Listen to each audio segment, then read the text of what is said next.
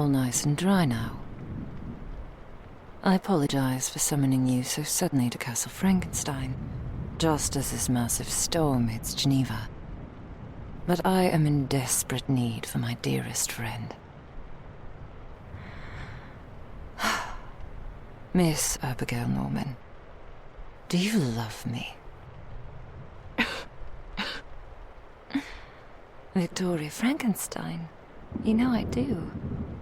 I've always cherished you, ever since we were little girls growing up together. You're so brilliant and wise.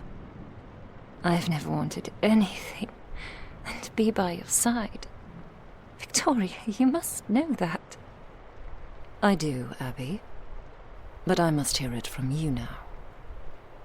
Will you say that you love me? Yes. Oh, yes. I do so love you, Victoria. With all of my heart. Excellent. Excellent. Here now. I don't like the sound of that cough. Let me pour you some tea. It's a special brew that I made just for you, my dearest. You will find that it cures all, removing every ounce of sadness in your poor life.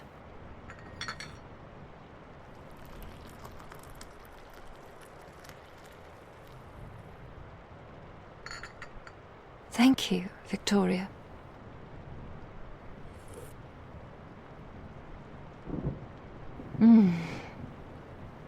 This is delicious. I was surprised when I received your hasty summons. We haven't spoken in so long. I know you have been busy with your work. That's why I didn't want to pressure or distract you. I hope my letters were in good taste. When I didn't hear from you for so long, I may have let myself write too passionately. I didn't want to be a pest, but I missed seeing you. My darling, your letters were perfect. They were exactly what I wanted to hear from you. You are correct. My work of late has been all-consuming. I've become obsessed with a project that shall be my life's work. And your presence here now is to ensure that you are part of that work, and part of my life. Abigail, I'm asking you to take your place at my side. Will you be my soulmate, my love, my lover, for all time? Of course. Oh, Victoria. How glorious to hear you say this. I never thought. That is, I could only hope that you... Oh, Victoria. Now drink your tea and allow me to explain. I know what you're thinking. You've watched me romance the most beautiful women of Europe over the last year or two. I've been quite shameless, if not completely scandalous, in my romantic endeavors. Victoria? You were merely sowing your wild oats. I understand, my darling. Abby, I was searching for something in these women. Perfection. Every time I thought I'd found the ideal woman, she would fail me in some way, either mentally or physically. Many times they would outright reject me. I must admit my pride suffered greatly by these creatures. As beautiful as they were, they could be rather monstrous once they realized I had designs upon them. No sooner had I proclaimed my adoration than their true natures revealed themselves, as they quickly butchered and dismissed my heart. My poor Victoria. Drink your tea, Abigail. Here, have some more.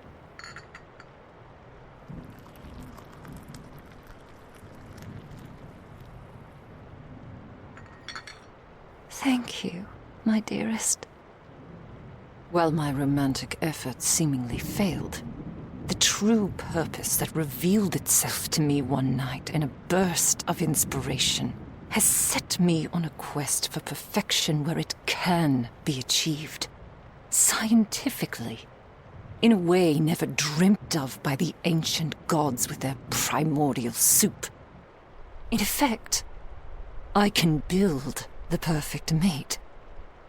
I can select the attributes that I desire, mold them to my exacting specifications, and generate a new life. To be my wife. My perfect, indestructible, immortal wife.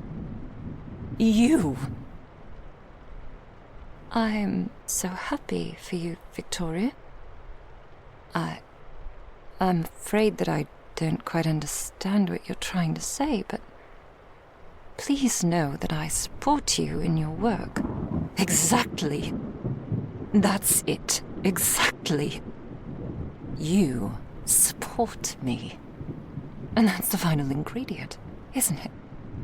That is the most important virtue that I never found in Catherine or Laura or Jessica or Isabel or Diana. They didn't love me. They may have wanted something from me, but they didn't cherish me the way you do, Abigail. Those women may have had parts of a whole. An angelic face, enchanting eyes, gorgeous hair, softer than silk, the hands and feet of a goddess. Or, as in the case of Diana, a body that anyone would kill for. Don't you see? With medical science at last, a surgeon can simply harvest these attributes and combine them to make the perfect woman. But she could never be perfect without the perfect mind. Abby, the poets may say that love resides in the heart, but we surgeons know better. Diana's heart may be stubbornly strong, but it can never know love. Love is in the mind. And I need a woman's mind who loves me, supports me, cherishes me, and trusts me. That can only be you, my dearest love. I've seen that in your eyes all of our lives. And I have wept at all of your hardships and disadvantages. Your lameness, your poor legs, your overall plainness in appearance, your bad eyesight, your sickly complexion, and the challenges of your constant ill health. All of that will be gone tomorrow. I promise you, my love. But how, Victoria? How? Drink your tea. Drink your tea and allow sleep to take you. And I will get to work. When you wake up, you'll have a tall, beautiful, strong, immortal body, impervious to illness and destruction. Oh, my love, you'll finally have a head of long, gorgeous hair, softer than silk. Your eyes will be the brightest blue, pretty and perceptive, no longer needing spectacles to aid your sight. Laura had 20/20 vision, and tomorrow so will you. Oh, and your pathetic limbs will be replaced by Diana's athletic arms and legs, along with her strong heart and spotless complexion. I can see you rivaling the goddess Aphrodite in beauty, with Catherine's face, Laura's eyes, Jessica's hair, Diana's body, and Isabel's hands and feet. Doesn't it sound wonderful, my love? Victoria, was there something in my tea? A strong sedative. You'll sleep peacefully throughout the operation. It'll be fine. Victoria, I'm scared. I don't understand. What are you doing to me? Why? I think you're clever enough that you figured it out by now. If you weren't so smart, you wouldn't be frightened. That's why I love your brain so much. It's okay. Everything will go as planned. I've been planning this for a long time. Nothing will go wrong. Give in to the sedative and let me fix you. I'm going to take your Abby Norman brain out of your sickly little body and put it into the perfect, beautiful, strong body that awaits us in my laboratory. And then, with the power of electricity supplied by the storm above us right now, I will give your new body life. Immortal life. So that I can never lose you to death. That dismal fate that has hung over your sad life up until tonight. And then, tomorrow, when you awake on your first new day, we will be together. We will love and dance and sing and touch and love some more, unendingly, for the rest of our days. You will be mine, and I will be yours. Victoria.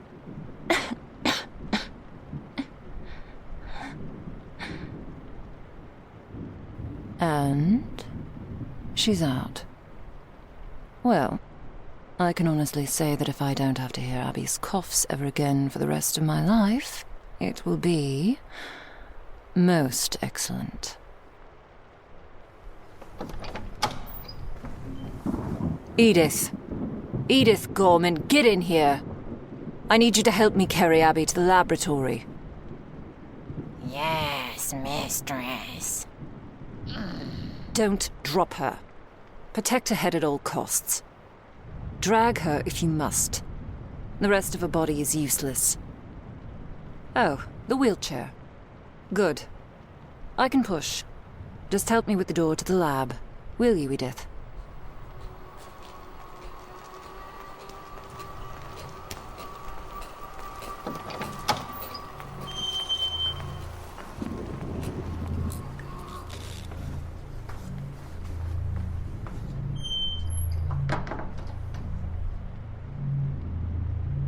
Get her onto the table.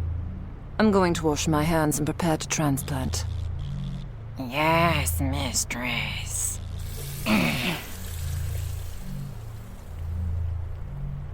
Now assist me. There is no room for error here. Don't worry about blood loss. The important fluid will be in the skull cavity with the brain. Lock her down in the brace, in case there are any convulsions, and we'll extract out the top. Yes, mistress.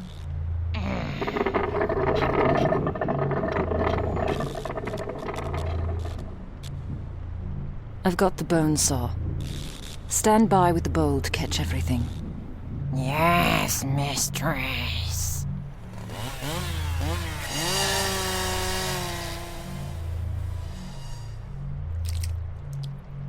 You've got it? You've got it. Yes, mistress. Carefully bring Abby's brain over here. I just have to reopen Catherine's skull. I'm setting Jessica's scalp over here while we finish the transplant. There. Now Catherine's skull is ready to receive. I'm bracing her head like this, so we can retain the optimum amount of brain fluid before we close her up. I'll let you know if we need to top off a bit. All right? Deliver the goods, Edith. Yes, mistress.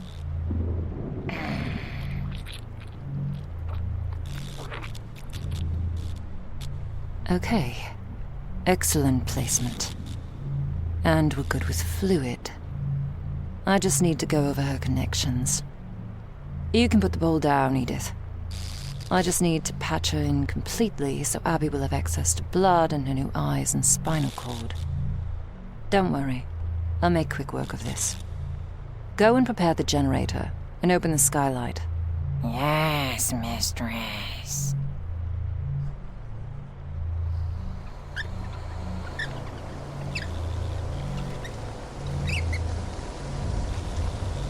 Perfect. The storm sounds wonderful. Blood vessels and nerves are set. I sealed the skull and I'm replacing the scalp. Just need to attach this right along the hairline.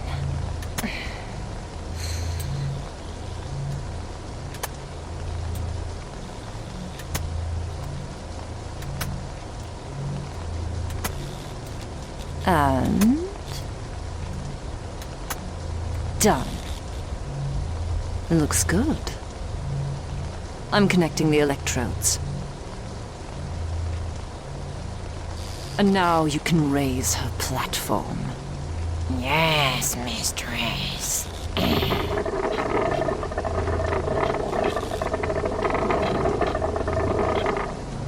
The storm is perfect. It must be now. Throw the switch, Edith. Throw the switch. Yes, mistress.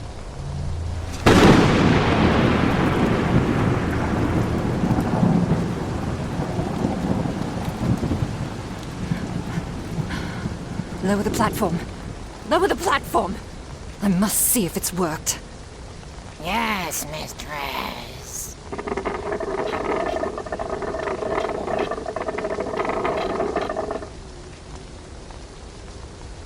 Where? Where is it? Ah, a heartbeat. At last, I hear the beating of my beloved's perfect heart. It's strong and healthy. Edith Gorman, we've done it. We've created a new form of life, I tell you. Now, we must wait until she regains consciousness. She is so lovely. Have you ever beheld anyone more magnificent? Oh, Edith, please remove Abby's old body. It might cause her a shock if she awakens to see a dead body with its skull open and empty on the adjacent table. I want to make this as easy a transition for her as possible. Yes, mistress.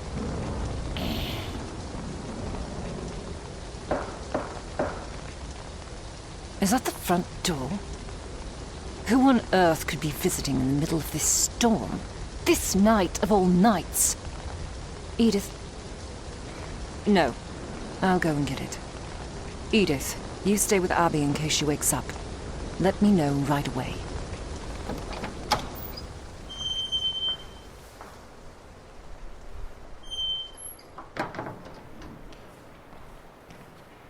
I shall call Abby in her new body Eve, the first perfect woman, made up of many lovely Liliths. It will take an adjustment for both of us, but I think it's apropos. I'm sure she will love it. I'm coming. Damn whoever bothers me on this most important moment of my life. If I miss Eve's awakening for some trifle, there shall be hell to pay. I may not need more body parts at the moment, but if I am further vexed, I cannot be held responsible for my actions.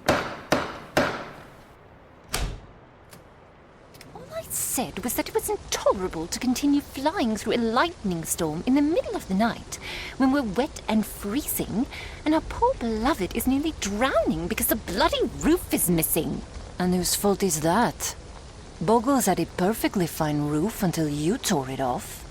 In Deborah's defense, she did have a horde of mad townswomen trying to kill her. And when she gets all large and in charge like that, she doesn't tend to know her own strength. Who dares disturb Castle Frankenstein at this hour? Oh, that would be us, Baroness Frankenstein. We are very sorry to bother you so late. I am Dr. Angela Jekyll, and these are my, well, friends.